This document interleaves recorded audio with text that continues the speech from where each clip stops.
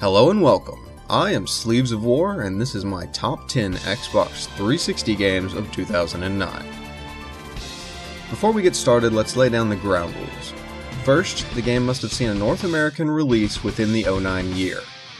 Second, the game must have had a full, original retail release. That means expansion packs for games that released before 09 or re-releases of older games do not count. Finally, only games I actually own were considered for this list, so if you don't see your favorite, there's a good chance I just didn't play that one. There's one caveat. The Saboteur came out so late in the year that I didn't get a chance to play through it before composing this list, so while it may be a great game, it doesn't figure into this countdown. Finally, this is a list of my personal favorites made up of my personal thoughts. I encourage you to comment about what you agree with, what you disagree with, what you liked, and what you didn't like. Ultimately, this is all just my opinion anyway. So all that said, here we go. Sleeves of War's Top 10 Xbox 360 Games of 09. Number 10. Borderlands. Borderlands is a hybrid of the Diablo-style dungeon crawler and the modern first-person shooter. The game successfully fuses the two styles of gameplay to create a tremendously fun experience. The main appeal of the game is that every firearm in Borderlands is generated randomly out of a set of parts for that type of gun, and with statistics based on those parts and the weapon's level. The equipment system will keep you appraising new weapons, trying them out, and sharing them with and showing them to your friends. Because of this extremely open equipment system, the utter chaos of most of the fighting in the game, and the benefits of having additional players around, this game thrives in co-op. The cooperative experience here, like in games like Diablo, Neverwinter Nights, or even MMO-style games, is what makes Borderlands awesome. The mechanics of the game work well enough. Weapon accuracy is based on the traits of your specific weapon, but they can feel a bit off, especially in sniper rifles. Dying is handled more forgivingly than most games. If you get knocked down, just get any kill and you'll pop right back into the fight. Or you can wait for a friend to come by and revive you, as with any other game in this genre right now. The look of the game is a sort of hand-drawn graphic novel style, which for me works well to make more interesting the character, weapon, and monster designs that you'll be seeing a lot in your hours of mindless shooting and looting. The game's RPG elements are a bit oversold in the game's marketing, but they are a bit deeper than most shooters. Your level more or less determines which enemies you can take and which ones will wipe the floor with you.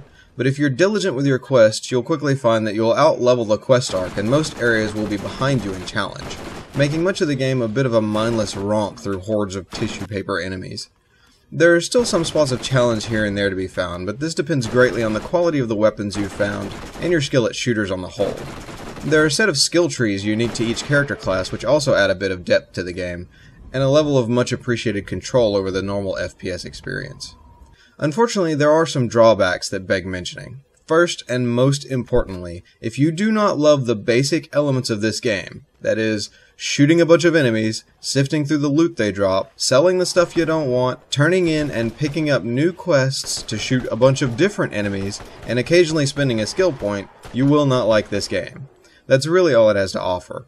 If you're looking for an engrossing plot, some kind of gimmick levels to break up the monotony, cutscenes, or mechanical depth, you won't find it here. Borderlands is about shooting things and taking the stuff that erupts out of them like confetti, and that's it. In that same vein, unless you are a devoted fan of Diablo and you greatly enjoy first-person shooters, I cannot recommend this game for solo players. Without the fun of wading through the firefights with your friends and sharing and comparing the loot, Borderlands loses a lot of its appeal and would simply be boring. I'm sure there are people out there who do enjoy the single-player experience, but I found it very flat and monotonous. Only in co-op is it a really great game, in my opinion. And finally, this is not a hard game. If you're playing alone, don't do most of the quests, or are not very good at shooters in general, you may find some challenge here. But on the whole, experienced FPS players will not find a lot of difficulty in this game, especially if you play in co-op. Although it has a lot of problems, Borderlands is a blast to play with a friend, or even better, several friends. As I said, I've never seen this kind of loot and level game presented in an FPS framework, and I think it works amazingly well. If you're a fan of the Diablo-style game, or just love a good shooter, you at least owe it to yourself to check this one out. And if you love both, you're going to have a great time with this one. Just make sure you find a friend to play it with.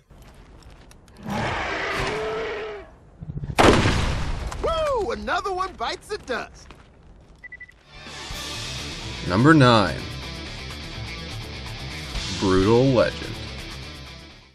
If you dare. Brutal Legend is the newest game from Tim Schafer's development house, Double Fine. Much like Psychonauts, Brutal Legend utterly drips with style and theme, which in this case is heavy metal.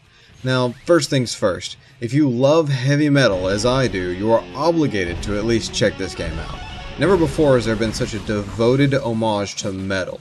The game is so completely saturated in the theme that the majority of the voice acting is actually done by legendary metal artists, like Ozzy Osbourne, Judas Priest's Rob Halford, Lita Ford of the Runaways, and Lemmy of Motorhead. The heavy metal world you're set loose in is so perfectly depicted that any random screenshot could be an album cover. The art design and presentation of the game is outstanding, some of the very best I've seen. The acting and storyline are top-notch. Jack Black, Tim Curry, and Jennifer Hale are perfect for their roles, and the story's writing and pacing are for the most part excellent.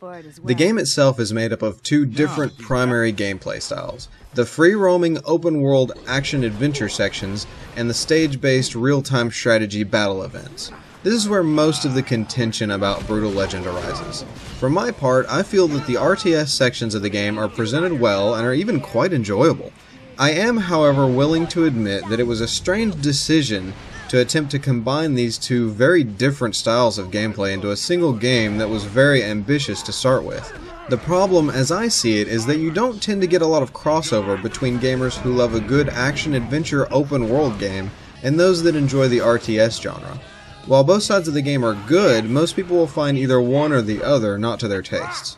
Despite that, Brutal Legend is a hugely enjoyable experience, with high-action third-person combat, a vehicle to summon and traverse and explore the large world, powers to activate in the form of rhythm game guitar solos, team-up attacks, and a plethora of side missions to undertake and collectibles to discover. All on top of what I thought were some very fun, strategic, action-packed mass battles. With all that in mind, Brutal Legend does have one critical flaw. It's short. Not just short, tragically short. I was staggered when the game ended because it felt like it was really getting good and the story was maturing and growing, and then suddenly it was over. The game is not without conclusion, and it doesn't end on a cliffhanger, it just sort of ends. I can't say if the team ran out of development time, money, or if the game was always intended to be this length, but it came as quite a disappointing shock to me. And it wasn't just the abrupt resolution of the plot that threw me. While most people tend to complain about the RTS sections, I honestly felt there weren't enough of them. You fight against three main enemy factions in the game. The first you face a fair few times, and serve as sort of a vehicle to introduce you to the RTS mechanics and get you used to the battle segments. The second you fight 2 or 3 times, and the third faction you face once. Now, I realize that a large part of the purpose of the RTS battles and factions is to provide a multiplayer component to the game, but come on. To have only a single battle against a major enemy army in the campaign of the game is almost inexcusable, especially since there's a perfect setup for a whole second half of the game. I almost feel cheated. Where's the rest of my awesome game, Double Fine? But I digress. Even considering the severe length problem, Brutal Legend really is a priceless gaming experience.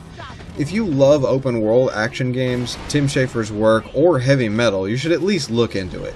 And if you love all of those things, you'll get a huge thrill here. That is, if the RTS battles don't bother you too much. I know I, for one, wouldn't trade my time with it, and it did produce some of my favorite video game moments of all time. Brutal Legend just rocks.